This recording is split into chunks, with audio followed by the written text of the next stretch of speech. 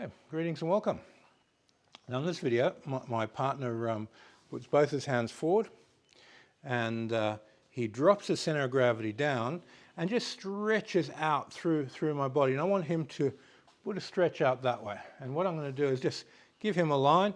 He drops, sinks, and I press onto his base, and he practices opening that stretch from the opening movement.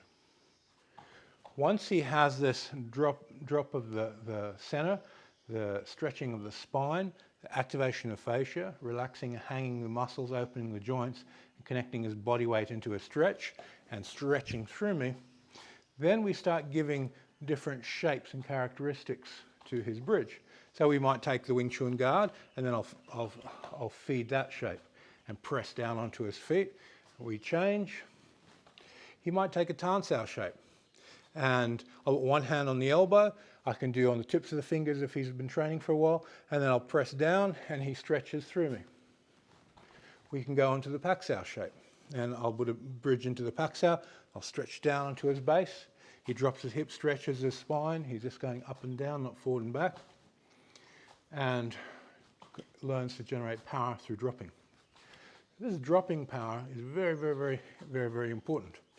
And as we go through this process, we go through all the different shapes of the form, one at a time.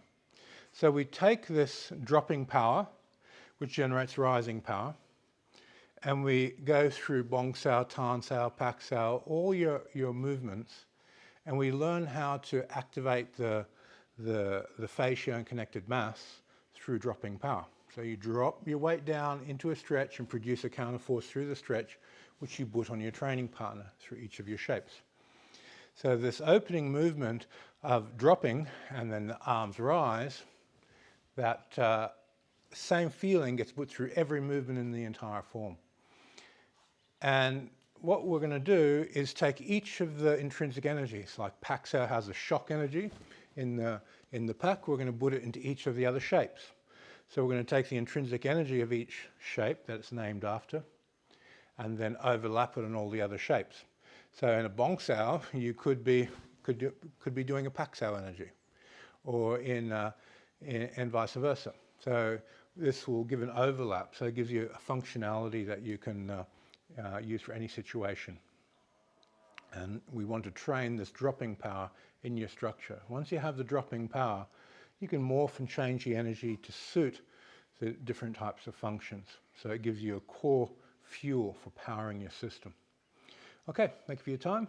See you on the next video.